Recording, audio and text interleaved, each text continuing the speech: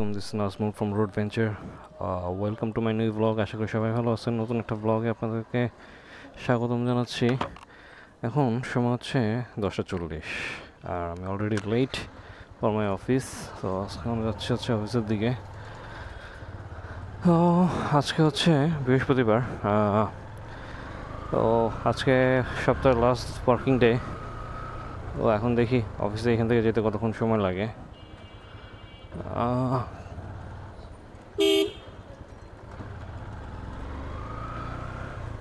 Information share করব, সেটা হচ্ছে আমাদের এখানে মাঝখানে তো আসলে মানে 320 সিসি লঞ্চ মানে পারমিশন দেওয়ার পর 250 সিসি পারমিশন দেওয়ার পর বেশ অনেকগুলো বাইক হায়ার সিসি অনেকগুলো বাইক ঢুকছে। রয়্যাল এনফিল্ড ঢুকছে, পালসারের হায়ার সিসি বাইক ঢুকছে, জিক্সার ঢুকছে, সিএফ মোটো ঢুকছে, হাইসুং ঢুকছে।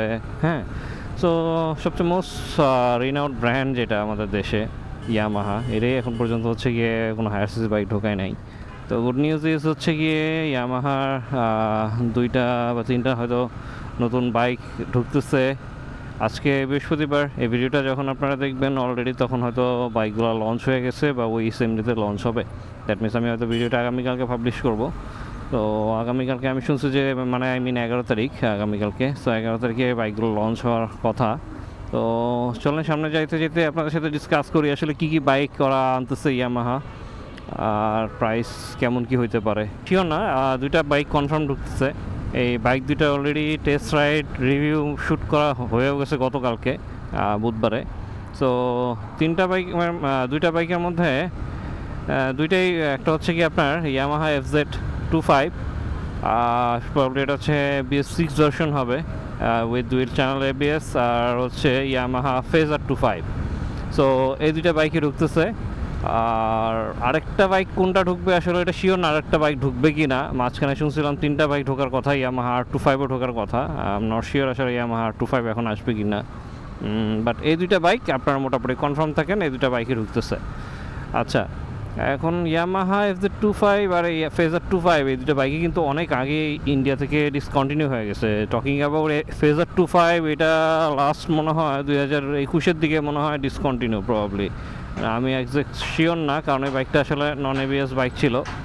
আর হচ্ছে ফেজার FZ25 যেটা, ওইটাও নন ABS ছিল। পরে এটা তো ফেস লিফট করার পরে ডুয়াল চ্যানেল ABS দিয়ে আনা হয়েছে। দেন হচ্ছে LED ইন্ডিকেটর পরে অ্যাড করা হয়েছে, যেগুলো আগে হ্যালোজেন ইন্ডিকেটর ছিল। টুকিটাকি কিছু চেঞ্জেস আসছে। তো প্রবাবলি বাংলাদেশে নতুন ভ্যারিয়েন্টটাই ঢুকবে FZ এর, কিন্তু ফেজারটা আমি আসলে শিওর না ফেজারটা কীভাবে ঢুকবে, কারণ ফেজার তো নন ABS দেখছিলাম, ওটা কোনো ABS ভার্সন ছিল না। আর এই 2টা বাইকের মোটামুটি পাওয়ার ফিগার যদি বলি, সম্ভবত হচ্ছে 20 bhp 20 newton metre of torque, এরকমই কিছু একটা 20 পয়েন্ট সামথিং আর কি। কাগজে কলমে পাওয়ার ফিগার অনেক কম হইলেও এটা আমি অনেকগুলো ইন্ডিয়ান ভিডিওতে দেখছি।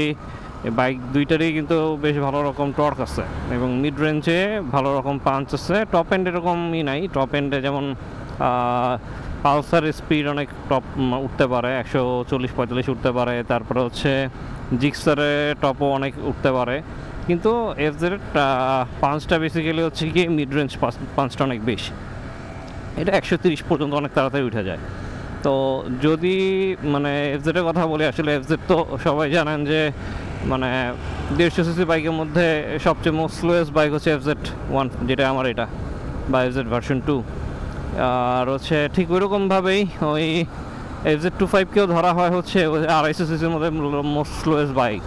বাট আমি যতগুলো ভিডিও দেখছি আমার কাছে মোটামুটি পাওয়ারটা আছে আর কি। বাট হ্যাঁ, 250 সিসির মতো এরকম মানে হ্যাভি পাঞ্চ, মানে অনেক হায়ার সিসি ফিল, বা ইনকে 250 যেরকম পাওয়ার 27 bhp বা 27 নিউটন মিটার অফ টর্ক ওই করতেছে CF মোটরতে, এত টর্কি বাইক না হয়তো। বাট ওই বাইকটা মোটামুটি যেটা হচ্ছে কমফোর্টেবল বলেন বা পাওয়ার ফিগার একটু কম হইলেও অন্য বাকি দিকগুলো থেকে মোটামুটি কম্পিটিটর যারা আছে ওদের চেয়ে বেটার একটা জায়গা আছে। যদি বলি ইয়ামাহার রিলায়েবিলিটি, এটা তো আসলে এটা নিয়ে কোনো ডাউট নাই ইয়ামাহার রিলায়েবিলিটি নিয়ে। আর কমফোর্টনেস 3টা FZ25 সাথে যদি আমি পালসার হচ্ছে জিক্সারের কম্পেয়ার করি, ডেফিনেটলি FZ25 অনেক বেশি স্মুদার অ্যান্ড কমফোর্টেবল, বাট সিটও অনেক বড়। আর এখন প্রাইসিংয়ের কথা যদি বলি, আসলে বাংলাদেশে তো এসিএল লবণ কোম্পানি যেরকম প্রাইস চার্জ করে, কাইন্ড অফ বলতে পারেন যে আনইথিক্যাল প্র্যাকটিস আসলে। সো এখন তারা এবার আমি জানি না এতগুলো ব্র্যান্ড লঞ্চ করার পরে তারা কি নতুন করে কোনো কিছু শিক্ষা টিক্ষা নেবে কিনা, নাকি আগের মতো করেই প্রাইসিং করবে। যদিও মানে মাস 3 আগে ইয়ামাহার যে হচ্ছে কি মার্কেটিং না জানি কি, মানে আই মিন মেইন যে আছে এসিএর বাংলাদেশে, তো সুব্রত রঞ্জন মনে হয়, ওই ওনার একটা ভিডিওতে আমি দেখছিলাম, উনি বলছিল যে বাইকের প্রাইস মানে জাপানিজ বাইকের মতোই হবে আর কি, এরকমই কিছু একটা বলছিল। এখন দেখা যাক কি হয়, কিন্তু এই বাইকের প্রাইস জিক্সারের চেয়ে কোনোভাবেই বেশি হওয়ার কথা উচিত না, কারণ ইন্ডিয়াতে জিক্সারের প্রাইস অনেক বেশি। আবার জিক্সার টেকনোলজিক্যালি বলেন বা সব দিক থেকেই বলেন FZ25 চেয়ে অনেক বেশি অ্যাডভান্স। সো যেমন ওয়াইডার টায়ার আছে, 6 স্পিড ট্রান্সমিশন আছে, অয়েল কুল ইঞ্জিন, এগ্রেসিভ পাওয়ার, এইগুলো কিন্তু কোনোটাই FZ এর মধ্যে নাই। যেটা জিক্সার নিয়ে আপনি হাইওয়ে ক্রুজ করতে পারবেন অনেক ইজিলি, কিন্তু FZ-টা কিন্তু বেসিক্যালি আরবান ক্রুজিংয়ের জন্য। তো যাই হোক, এখন দেখার উপায় হচ্ছে গিয়ে যে আসলে প্রাইসিংটা কী রাখে। বাট যদি প্রাইসিংটা 3,60,70-এর মতো রাখে, তাহলে আমার মনে হয় একটা ভালো প্রাইসিং হতে পারে। যেহেতু পালসারের দাম হচ্ছে 3,40,000, এই জিক্সার 4 লাখ, আর FZ-টা যদি হচ্ছে গিয়ে এর মাঝখানে কিছু একটা রাখে, তাহলে হয়তো বা ভালো প্রাইস হতে পারে। কারণ এর নিচে আসলে এক্সপেক্ট করা উচিত না।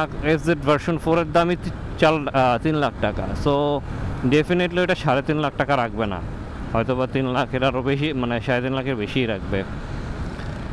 তো যাই হোক, এই হচ্ছে অবস্থা। এখন দেখি বাইকের প্রাইস কালকে হয়তো লঞ্চ করার কথা, কেমন কি আসে। আমার সামনে বাইক চেঞ্জ করার ইচ্ছা আছে। আর FZ25টা আসলে অনেক দিন ধরে আমার চয়েস লিস্ট ছিল। মানে এটা আসলে এমন না যে হায়ার সিসি পারমিশন পাইছে বলে তা না। আমি যখন মানে আসলে বাইক সম্পর্কে এরকম কিছু জানিও না, পুলিশের কাছে দেখতাম FZ25 ছিল, তখন থেকে এই বাইকটার ডিজাইন খুব ভালো লাগতো আমার কাছে। মানে ওই স্প্লিট সিটের ডিজাইনটা, এটা অনেক আগে থেকে আমার কাছে ক্যাচি লাগতো। তো এখনও ইচ্ছা আছে যে মানে FZ25টা নেওয়ার জন্য। এখন বাকিটা ডিপেন্ড করতেছে আসলে প্রাইসিংটা কেমন কী হবে সেটার উপরে।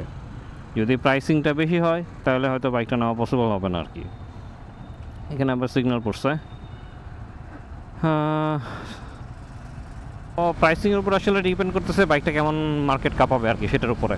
এখন যদি প্রাইস খুব এগ্রেসিভ হয় 4 লাখ টাকার ওপর, আমার মনে হয় না অনেকেই বাইকটা কিনবে। আবার কিনতেও পারে, কারণ FZ একটা ফ্যান বেজ আছে, দাম যাই হোক মানুষ কিনবেই। তো এরকমও কিছু একটা হইতে পারে। তো এই ছিল আজকে আর কি আপনাদের সাথে একটা আপডেট শেয়ার করা। আর হচ্ছে টকিং অ্যাবাউট মাই বাইক, আমার বাইকটা কয়েকদিন ধরে একটু প্রবলেম করতেছে ইন টার্মস অফ মাইলেজ আর কি।